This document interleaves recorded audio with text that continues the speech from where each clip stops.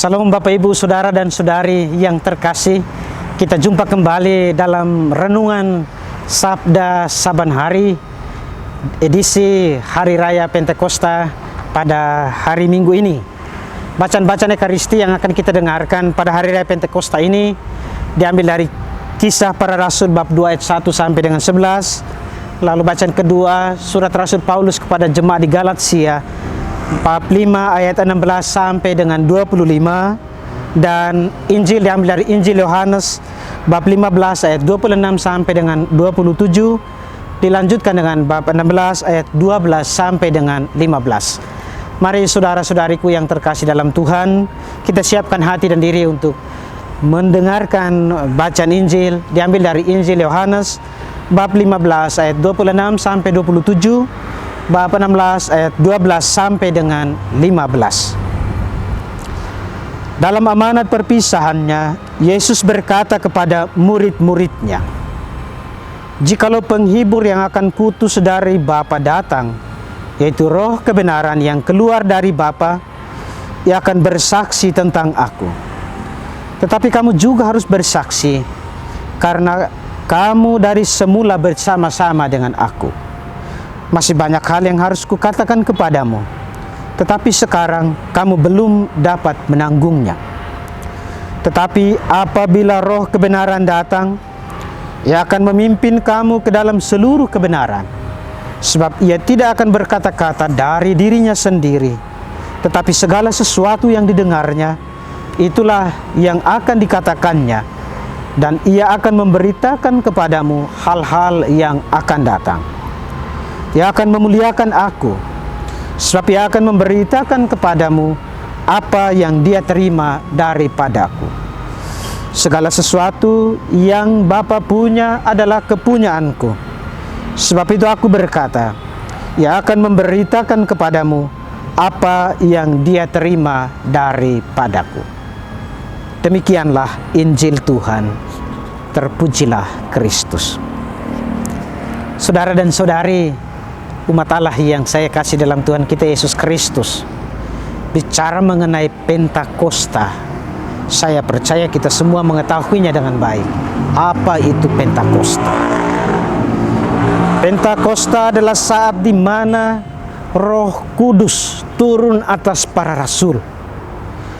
Roh berupa nyala-nyala api itu turun hinggap di atas para rasul, dan kemudian memampukan para rasul berbicara dalam banyak bahasa, dan orang-orang yang mendengarkan apa yang dikatakan oleh para murid itu mengerti dengan baik.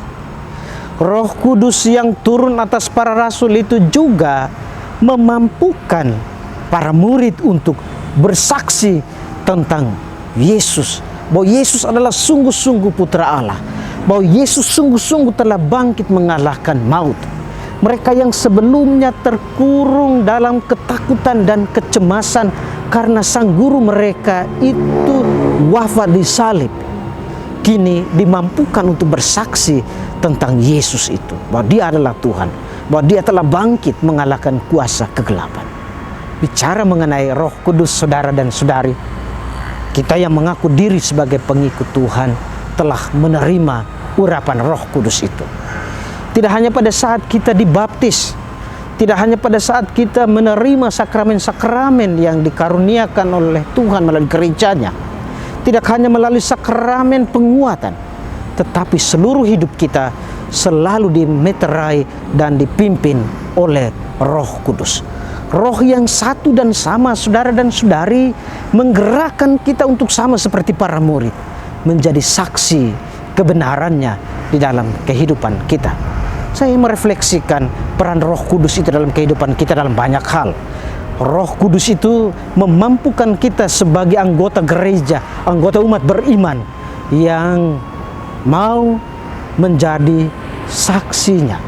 Dengan menerima karunia Roh Kudus, kita lalu kemudian digerakkan untuk melayani gereja yang diakonia, untuk melayani siapapun tanpa pamrih, tanpa membeda-bedakan, untuk memberikan kasih kepada siapapun yang kita jumpai, bukan hanya terutama kepada mereka yang kita sukai, hanya kepada mereka memberikan keuntungan kepada kita, Roh Kudus yang satu dan sama juga menggerakkan kita menjadi gereja yang misioner, artinya gereja yang diutus untuk sekali lagi menjadi saksi kebenaran.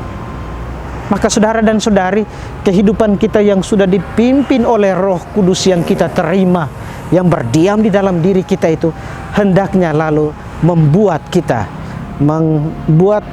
diri kita menjadi saluran rahmat dan belas kasih Tuhan.